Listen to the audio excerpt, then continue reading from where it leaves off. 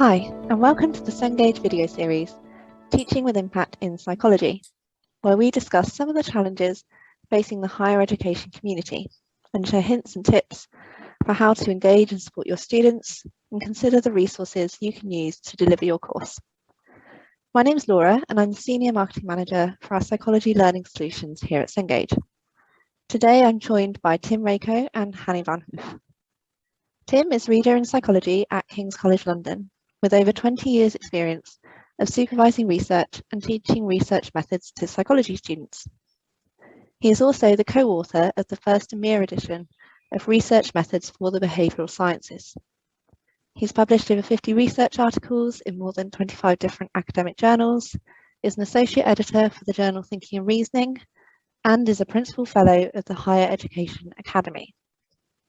Hannie is lecturer at the Faculty of Science, University of Amsterdam in the Netherlands. She's also the co-author with Bruce Goldstein of the EMEA edition of Cognitive Psychology, now in its second edition. She's published many research papers in internationally renowned journals and is an expert in the recording and analysis of event-related brain potentials. She's been a long-standing member of the Psychophysiology Society, and since 2009 has been focused on the development and teaching of courses integrating cognitive and biological sciences. Tim, Hannie, thank you for joining us today. Thank you. Thank you. In this session, we're talking about using content to create your course, and specifically, how do you make a course your own and highly relevant to your cohort of students? This is particularly interesting as Tim and Hannie, you're both co-authors of textbooks, which you've adapted for a global market. I'm sure instructors use them in many different ways. So Tim, maybe you could start by sharing your approach. Okay, so the textbook that I in fact worked on as a co-author is a behavioural sciences research methods textbook, but I use it with undergraduate psychology students.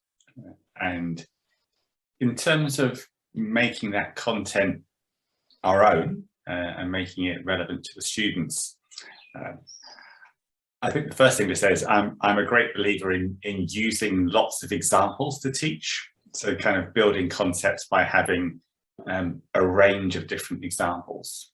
So we have a series of seminars that follow up from assigned reading from the textbook. So we use the textbook as the way of introducing concepts and ideas and principles to students rather than having a lecture. And then we use the seminars as a means to deepening and applying that knowledge from the textbook material by having the students engage in group work activities. So I do a couple of things to make the content specific to my students. So one is, I don't necessarily use examples that are the examples used in the textbooks. Most of the time, I'll introduce other examples. So if students are, analysing an abstract to identify variables, they're looking at some component of a method to identify strengths and weaknesses, or they're in a task where they're designing an experiment, the sort of stimuli material for that discussion will generally not come directly from the textbook. It will be illustrative studies or actual studies that we're asking students to work with and apply their knowledge to. And often what I try to do is to use studies or illustrations that relate to recent content in their other modules. So in their modules where they cover the core content of psychology, I'll use studies from those areas. Occasionally those will be specific studies that their lecturer for that topic will have used with them, but often it's more a question of working with material that will have some kind of familiarity to them so that they can engage at a more sort of technical level rather than just a sort of surface level. So for example, I know that in their biological psychology, pain is a topic that they cover fairly early in the first term. And so, when I'm looking for examples that I can use early in term 1, then I might go to a study on pain and use that as the sort of stimulus for the group activity that they're working on. I also make sure I know, what are the topics in the first few weeks of their social psychology. And so something like bystander apathy might be a suitable topic for them designing a study or identifying a weakness in a particular study. So those are the kinds of things that I do to try and make links between their different modules that they're following. So it's about sort of linking their research methods textbook to activities within their research methods module, but also then making links to content in their other modules. Great, thank you. That's a really good illustration of how you try and engage students and bring everything they're studying together. And Hannie, how does that resonate with your experience? Because I know you teach a slightly different kind of group of students for psychology. Yeah, that's correct. I teach cognitive psychology to information science students. And I think I use a little bit the same approach as Tim does, in the sense that in the lectures I tend to really explain the cognitive theories, and for them that's quite often the first time that they hear something about these theories. And then in the seminar, so in small group teaching sessions, I ask them actually to make the link to their studies and to their interests, what they got from other courses in their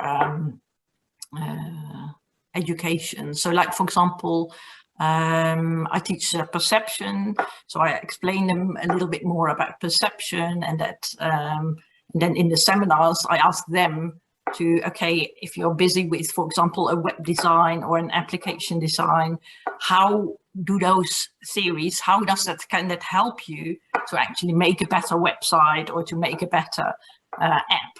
And I also link that to something that they have to do for a mark, so an assessment where they have to write a research proposal about how they see certain theories that come from cognitive psychology, how that can be applied to their own interests and to their own studies in information sciences. Great, thank you. That's fascinating.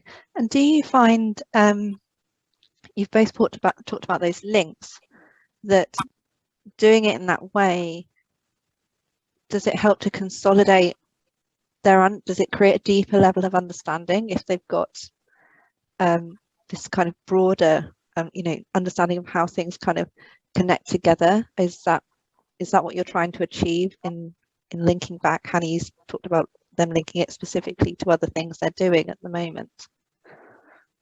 Yes, I do. I really do think that helps them better understand. If they have if they need to apply the theories to something that is relevant for their practical work, almost, I think, of course, that will help them to better understand it.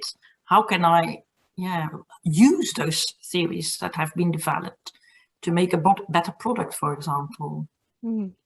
Definitely. That's really interesting. For you, Tim, slightly different because you're connecting to other psychology modules, but I'm sure it probably works both ways, in that they're getting that experience and also deepening their understanding in both senses. Yeah, and I think, sometimes there can almost be a kind of subtext to the examples that you use. So, explicitly at the start of the year, I'll say, well, pretty much everything you learn about psychology from, all of your modules, we can only learn that because of research that people have done, so, and I sort of try and position their research methods module, not as some sort of separate thing, some sort of separate activity, but as learning about the process that's actually core to all of the modules that they do, what they follow. And so, you know, like Hannie, I'll kind of, you know, I'll think about my assessment materials. So, you know, a typical assessment might be to look at the method from a research study and to kind of identify some strengths and weaknesses, or to kind of describe some features or relate some features in the method from the research study to the concepts that they've been learning about in the module. And I'll generally try and pick a paper that's on the additional reading for one of their other modules. And so, you know, I'd like to think that even just, okay, I'm being asked research methods questions about things that's reading on this other module will kind of get them to see the connection that, you know, that these methods and processes are core to our understanding and what we take away from a piece of research that they might have heard about in another part of their program. Thanks, Tim. That's really interesting to hear how you reference different areas of psychology and bring it together for your students to make it so relevant to their course. So I just wanted to go back and talk a little bit, obviously, as you're both co-authors on textbooks, how you go about choosing the content and you know, adapting and customizing which bits of the text you might use. Hannie, I know you've spoken about that before on your course, and there's only maybe certain chapters that you might want to teach from. Yes, certainly. Yeah, like I said, I teach information sciences students, and they're not so much interested in the brain. Of course, I am very much interested in the brain, and there's quite a big chapter on that in the textbook, but it's still easy to leave that out for them. And so you can teach, and you can pick and mix the chapters that you want to teach for your audience. So for my own course, I don't use the brain chapter, and I also don't use the language chapters because they have another course about language and communication. So they can go into much more depth than the chapters in the book. So yes, I definitely do not use the whole textbook, but just make a selection of the chapters that are relevant for that cohort of students. Yeah. Thank you. And that does make obviously total sense, but I imagine it also improves, you know, the experience for the students, because everything they're focusing on is what they need to know and is what of most interest. So Tim, I wondered if you had anything to add to that as a co-author about kind of maybe from the writing perspective. Yeah, so the book that I wrote the first EMEA edition for had a number of editions previously. And although it's written in a way that is kind of a story of research from sort of chapter 1 through to chapter 16, it was always explicit that this was intended as a book where you didn't have to use every chapter, and you could work with chapters in different orders. And so, you know, part of the brief is to, you know, retain that feature, and so to write in ways that are you know, amenable to that, you know, you can sort of you know, start at different points in the book, or, you know, take particular chapters in different orders. I think the other thing for the book that I was involved with, it's research methods for the behavioural sciences. Now the two initial authors are both psychologists, as I am, of course, and, you know, the vast majority of examples are psychological. And what I tried to do was to slightly broaden out the use of examples. So to use examples from behavioural aspects of medicine, from behavioural economics or experimental economics research, and just add some pieces here and there to increase the content that was beyond psychology, and hopefully to make the book more suitable to different audiences. So likely students who have got some core interests in psychological research, but also where perhaps their program includes some of these other areas as well. So so I think textbook authors will try and have an eye to these different adaptations that people might want to make. Thank you. It's fascinating to get that insight into how you go about kind of making a text broader and relevant to your audience and the students who are ultimately going to be using it on a wide number of courses. So I think we've had a really interesting discussion today. I hope everyone watching found this episode useful. For more topics, please click on the link below to access the rest of the series. Or if you've ideas for anything you would like covered or you'd like to get involved, please just get in touch via our website. Thank you again to Tim and Hannie for joining us today. Thank you.